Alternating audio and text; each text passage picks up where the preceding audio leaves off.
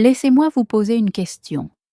Avez-vous déjà regardé des films français, suivi des cours de français, étudié la grammaire, mais quand vous essayez de parler, votre esprit devient vide. Vous oubliez les mots. Vous ne savez pas comment construire la phrase. Vous vous sentez bloqué. Est-ce que cela vous arrive? Ne vous inquiétez pas, cela arrive à beaucoup de gens. Vous pensez « je regarde des films, j'étudie dur, je fais tout ce que mon professeur dit. Pourquoi est-ce que je ne parle pas couramment ?» La réponse est simple. Il vous manque une chose importante, quelque chose que la plupart des apprenants oublient. Cette chose, c'est la lecture. Oui, la lecture. Je sais que ça semble ennuyeux, je sais que vous pensez que lire est trop difficile, mais je vous promets, lire en français est l'une des meilleures façons d'améliorer votre langue. Cela vous aide à apprendre de nouveaux mots. Cela vous aide à comprendre la grammaire. Cela vous aide même à devenir plus confiante lorsque vous parlez. Et la meilleure partie, vous n'avez pas besoin de mémoriser quoi que ce soit. Vous n'avez pas besoin de prendre des notes. Vous lisez simplement. Lire donne à votre cerveau du français de manière naturelle, comme un enfant apprenant sa première langue. Lentement, votre cerveau comprend les structures. Vous voyez les mêmes mots plusieurs fois. Vous voyez comment les phrases sont construites. Vous apprenez sans trop réfléchir, et la lecture ne doit pas être ennuyeuse. Vous pouvez lire des histoires, des bandes dessinées, des livres courts, même des contes de fées. Si c'est amusant, vous apprendrez davantage. Si c'est facile, vous lirez plus. Si vous lisez plus, vous parlerez mieux. Alors restez avec moi. Je vais tout vous expliquer étape par étape. Même si vous êtes débutante, vous pouvez le faire. À la fin, vous comprendrez pourquoi la lecture est le secret pour apprendre le français. Commençons. Chapitre 1. Pourquoi la lecture est la clé du français? Pourquoi devrais-je lire en français? Mes étudiants me demandent, je vais en cours de français, je fais des exercices de grammaire, je regarde même des films français. N'est-ce pas suffisant? Mais je dis toujours la même chose. Si vous voulez bien apprendre le français, vous devez lire. Lire n'est pas seulement utile, c'est la clé de tout. Lorsque vous lisez, votre cerveau voit comment le français fonctionne. Vous voyez de vraies phrases. Vous voyez de la vraie grammaire. Vous voyez de nouveaux mots dans leur contexte. Cela signifie que vous comprenez le mot à cause des mots autour de lui. Vous n'avez pas besoin d'étudier une longue liste de vocabulaire. Vous lisez simplement. Les mots reviennent encore, et votre cerveau commence à les mémoriser. Lire aide aussi à la grammaire. Vous n'avez pas besoin de penser. Est-ce du présent simple ou du passé simple? Votre cerveau voit les structures encore, et puis un jour, vous savez simplement. Vous ressentez ce qui est juste, non pas parce que vous avez étudié la règle, mais parce que vous l'avez lu 100 fois. Lire aide aussi pour l'orthographe. Réfléchissez-y. Lorsque vous voyez souvent des mots, vous vous rappelez comment ils sont écrits. Si vous n'entendez qu'un mot, vous pouvez connaître le son, mais vous ne savez pas comment l'écrire. La lecture vous montre les mots encore, et lentement vous apprenez à les épeler sans même essayer. Beaucoup de gens croient que parler est la compétence la plus importante. Je comprends. Parler, c'est excitant. Cela semble actif. On a l'impression d'utiliser vraiment la langue. Mais voici la vérité. Avant de bien parler, vous devez comprendre beaucoup de français. Vous avez besoin de quelque chose appelé entrée. Cela signifie que vous devez écouter et lire beaucoup de français avant de pouvoir le parler facilement. Pensez à un bébé. Un bébé écoute pendant longtemps avant de dire ses premiers mots. Vous êtes pareil. Lire vous donne plus d'input que toute autre chose. Vous pouvez lire lentement. Vous pouvez revenir en arrière si vous ne comprenez pas. Vous n'avez pas besoin d'être rapide. Vous n'avez pas besoin de vous sentir timide. Le livre ne se moque pas de vous. Le livre ne vous dit pas que c'est faux. Il attend simplement de vous. Lorsque vous lisez, vous commencez aussi à penser en français. C'est important. Beaucoup d'apprenants traduisent toujours dans leur tête de leur langue vers le français. Cela prend du temps. Cela entraîne des erreurs. Mais lorsque vous lisez souvent, vous commencez à ressentir comment les phrases en français fonctionnent. Votre cerveau fait des connexions plus rapides. Vous commencez à penser en français et cela change tout. J'ai eu une élève nommée Sophie. Elle venait du Canada. Elle pouvait parler un peu de français, mais c'était lent. Elle s'arrêtait toujours pour réfléchir. Elle voulait parler plus vite, alors je lui ai dit « Essaie de lire ». Elle a dit « Mais je veux parler, pas lire ». Pourtant, elle a écouté. Elle a lu une histoire simple chaque soir avant de se coucher. Après 2 mois, elle est arrivée en classe et parlait plus vite avec une meilleure grammaire. Elle n'a pas étudié de grammaire, elle a juste lu. Alors oui, la lecture fonctionne. Pas seulement pour moi, pas seulement pour un élève. Cela fonctionne pour tous ceux qui essaient. Si vous voulez améliorer votre vocabulaire, votre grammaire, votre orthographe, votre écriture et même votre expression orale, commencez à lire. Vous n'avez pas besoin de lire beaucoup. Même 10 minutes par jour suffisent, mais faites-en une habitude. Intégrez-la dans votre vie. Lire n'est pas quelque chose en plus. Ce n'est pas quelque chose de sympa à faire. C'est la base, le fondement de l'apprentissage du français. C'est la première étape vers une meilleure réflexion, écriture et expression orale en français. Maintenant, vous savez pourquoi la lecture est la clé. Dans le prochain chapitre, je vais vous montrer comment la lecture fonctionne dans votre cerveau et pourquoi elle vous aide à apprendre plus vite que vous ne le pensez. Chapitre 2. Ce qui se passe dans votre cerveau lorsque vous lisez. Alors, maintenant vous savez? La lecture est importante, mais peut-être que vous vous demandez encore comment la lecture m'aide-t-elle à apprendre le français. Que se passe-t-il dans mon cerveau lorsque je lis en français? La réponse est simple et incroyable. Lorsque vous lisez, votre cerveau fait beaucoup de choses en même temps.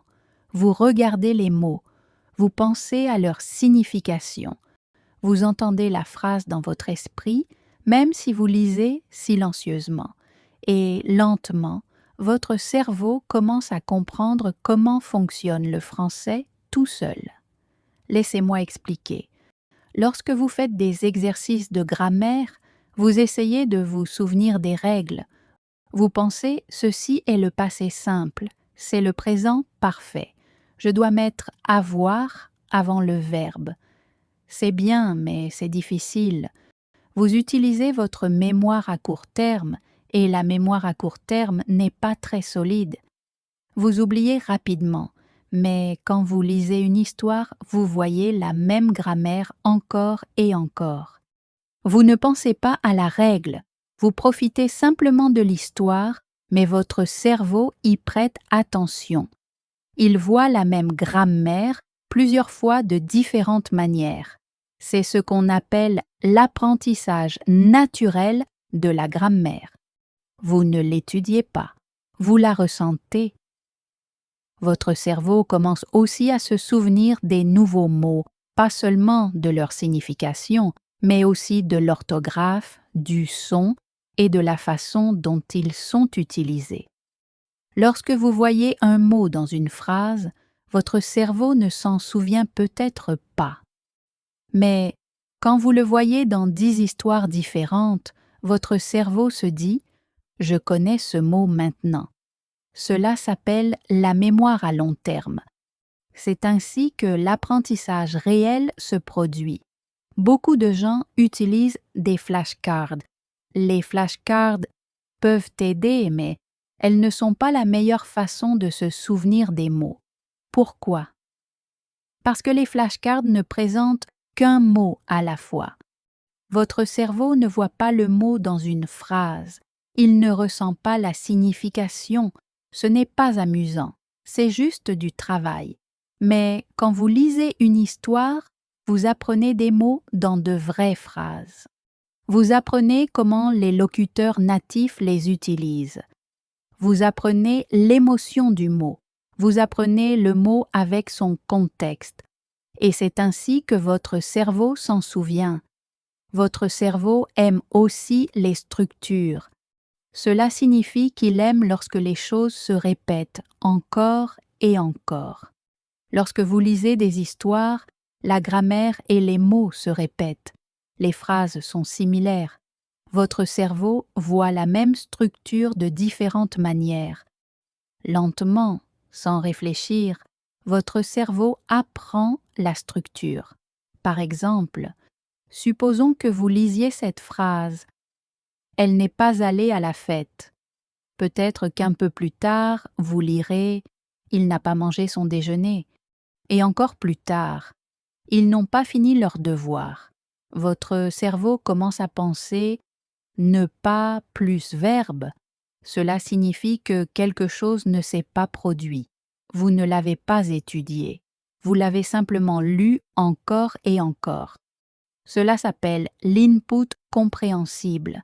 Cela signifie que vous lisez quelque chose de suffisamment facile à comprendre, mais pas trop facile. Vous ne comprenez pas chaque mot, mais vous comprenez le sens. Vous ne ressentez pas de stress.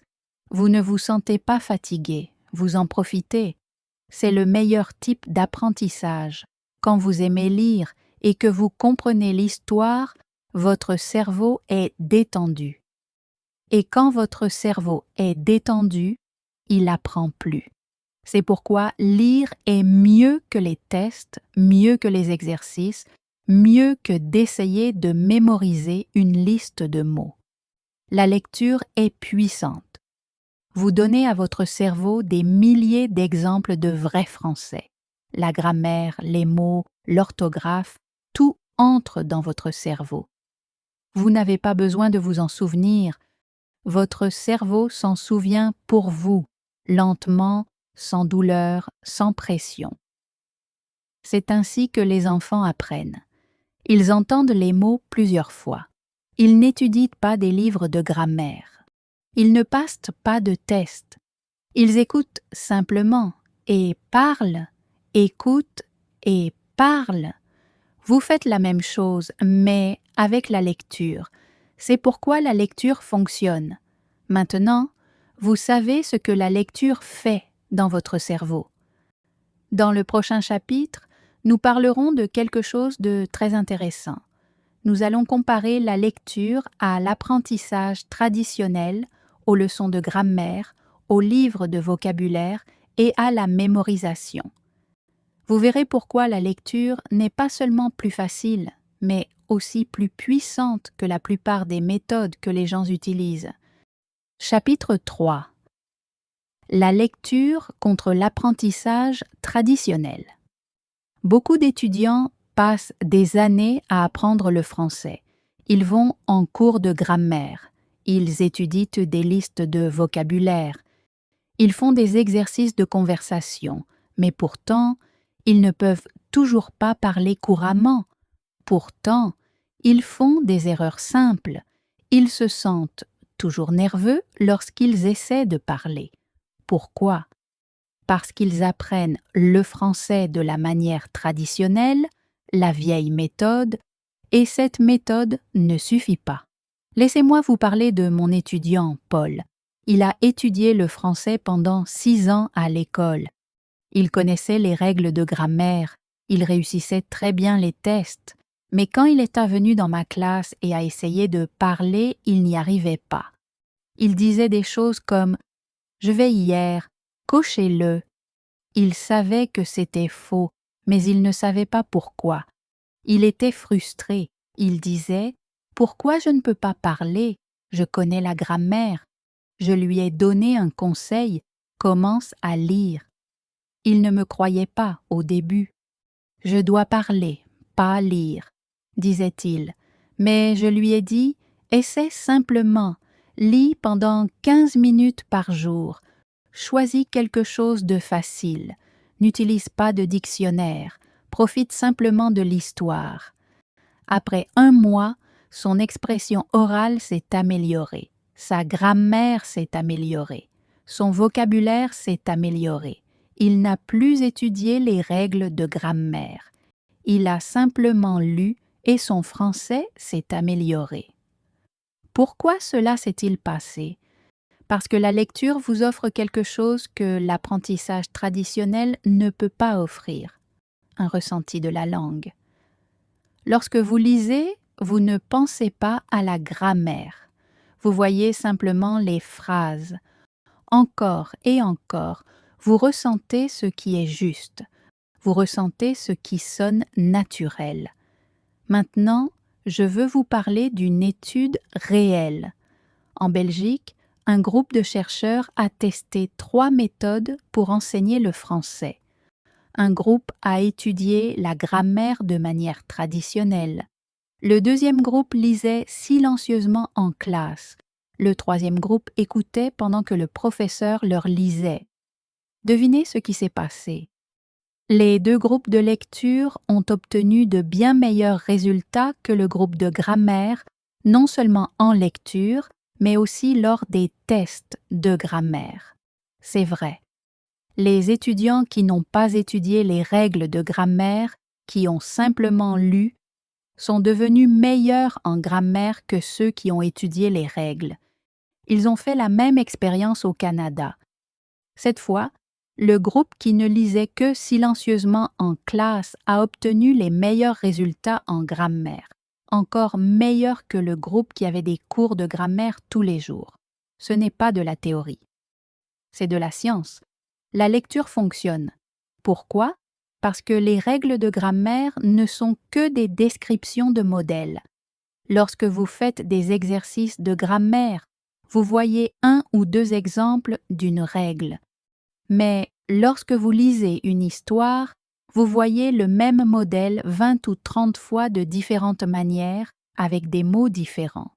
Lentement, votre cerveau comprend le modèle. Vous n'avez pas besoin de réfléchir. Vous savez juste. Une autre raison est que les listes de vocabulaire sont sèches. Vous apprenez le mot, mais vous l'oubliez rapidement. Le cerveau ne se souvient pas des mots seuls. Le cerveau se souvient des mots dans une phrase, dans une histoire, dans une image. C'est pourquoi les histoires fonctionnent. Elles connectent le mot à quelque chose de réel. Et que dire des exercices de conversation? Ils aident un peu. Mais si vous n'avez pas les mots en vous, vous ne pouvez pas parler. La lecture met les mots en vous. Puis, quand vous parlez, vous avez quelque chose à dire. Laissez-moi vous parler d'une autre étudiante, Amira, du Maroc. Elle m'a dit « J'étudie dur. Je me souviens de 20 nouveaux mots chaque jour, mais quand je parle, je ne les utilise pas. » Je lui ai demandé « Tu lis ?»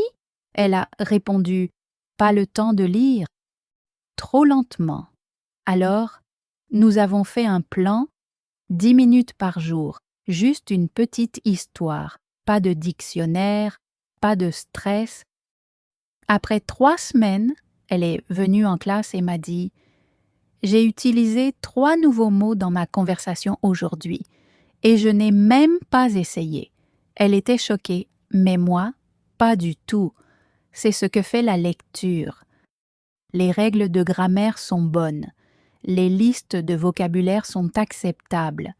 Les exercices de conversation sont utiles. Mais si vous voulez vraiment connaître le français, si vous voulez parler naturellement, comprendre rapidement et ressentir la langue dans votre cerveau, vous devez lire. La lecture n'est pas juste pour le plaisir. Ce n'est pas juste quelque chose en plus. C'est le cœur de l'apprentissage des langues et la science est d'accord. Dans le prochain chapitre, nous parlerons des types de livres que vous devriez lire, car lire les bons livres est tout aussi important que de lire tout court. Chapitre 4. Que devriez-vous lire? D'accord. Maintenant, vous comprenez pourquoi la lecture est importante. Vous savez qu'elle aide votre grammaire, votre vocabulaire et votre expression orale, et vous voulez commencer. Mais peut-être vous demandez-vous, que devrais-je lire? C'est une bonne question, car lire le mauvais livre peut être ennuyeux, ou pire encore, cela peut vous faire penser à abandonner. La première chose que je veux vous dire est la suivante. Ne lisez pas comme si vous étiez à l'école. Vous ne lisez pas pour réussir un test, vous ne lisez pas pour écrire un rapport de lecture.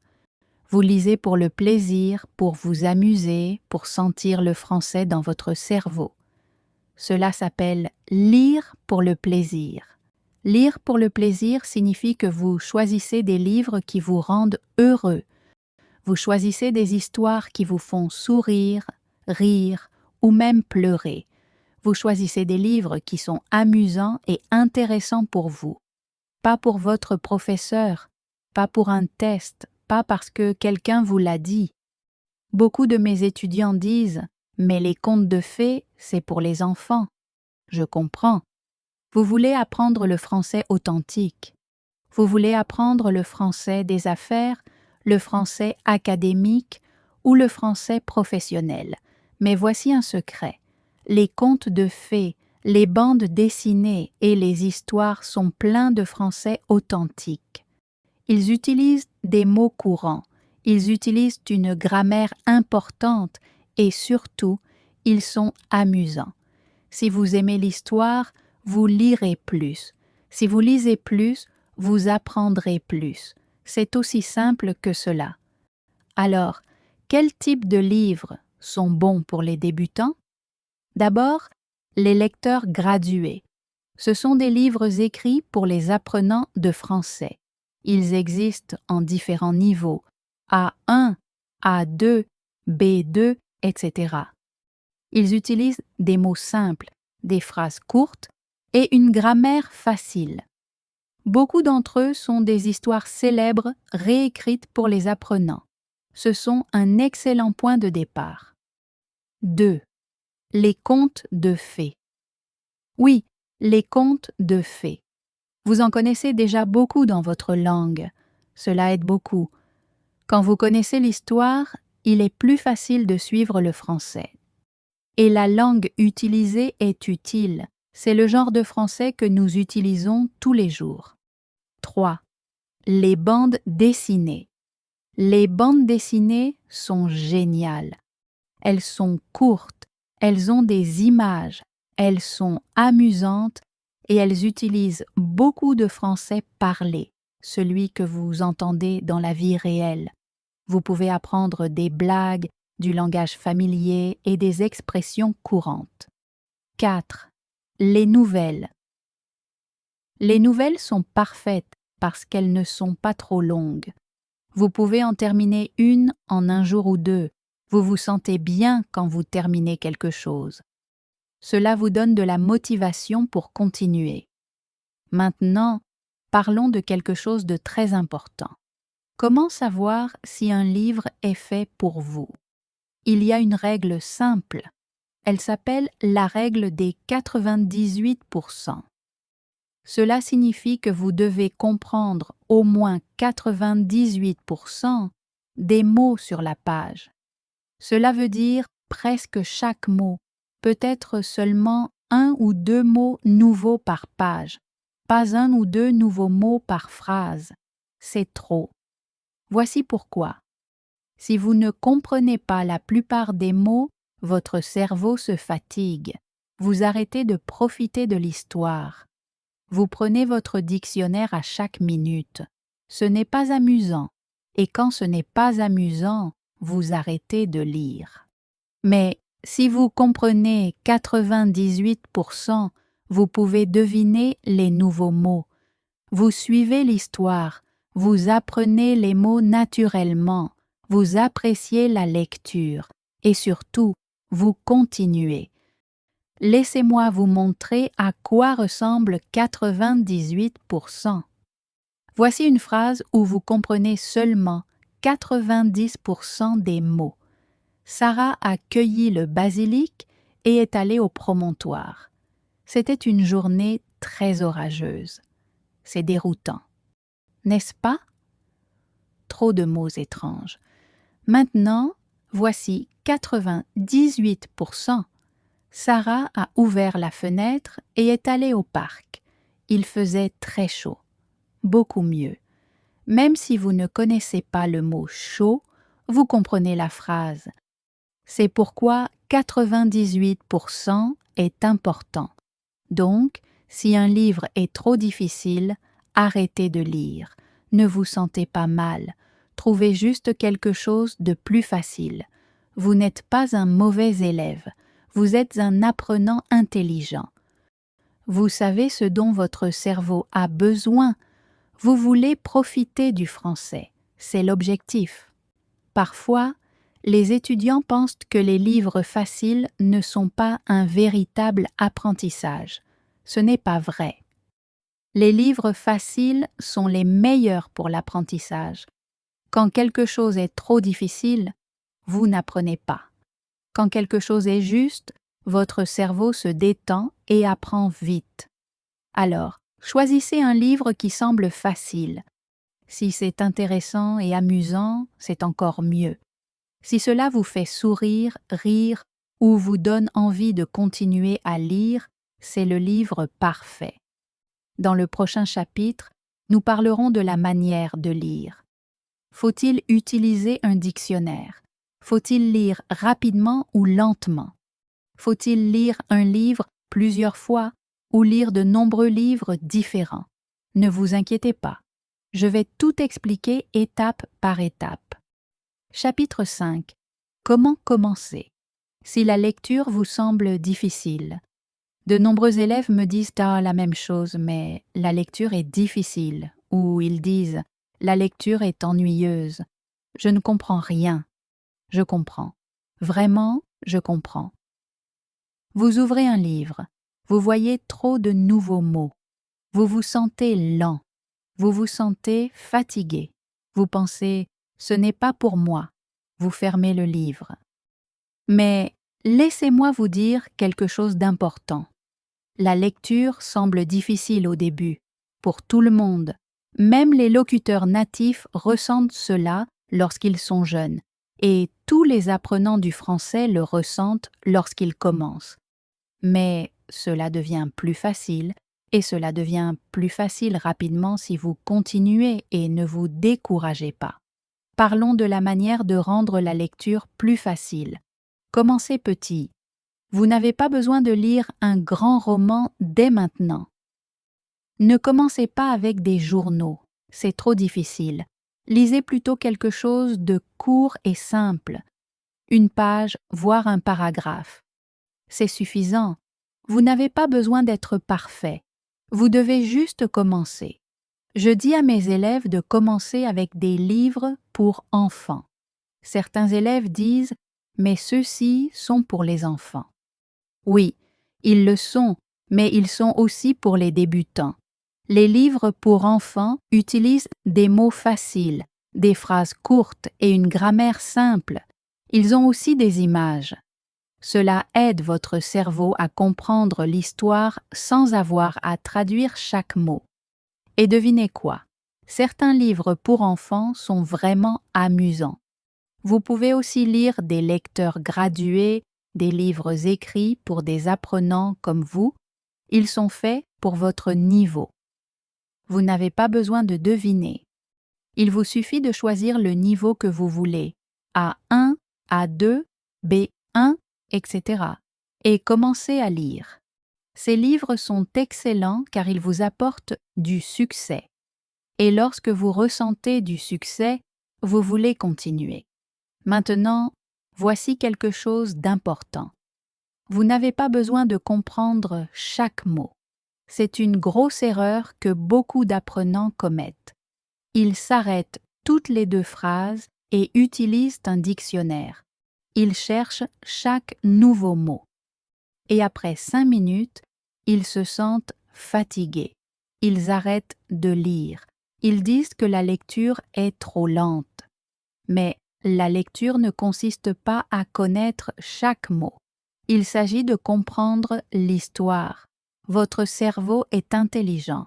Il peut deviner, il peut comprendre le sens à partir de la phrase, de l'image ou de la situation. C'est ce qu'on appelle le contexte. Laissez-moi vous donner un exemple. Regardez cette phrase. Sophie a mis du beurre sur son toast et a bu une tasse de bloop. Qu'est-ce que le bloop?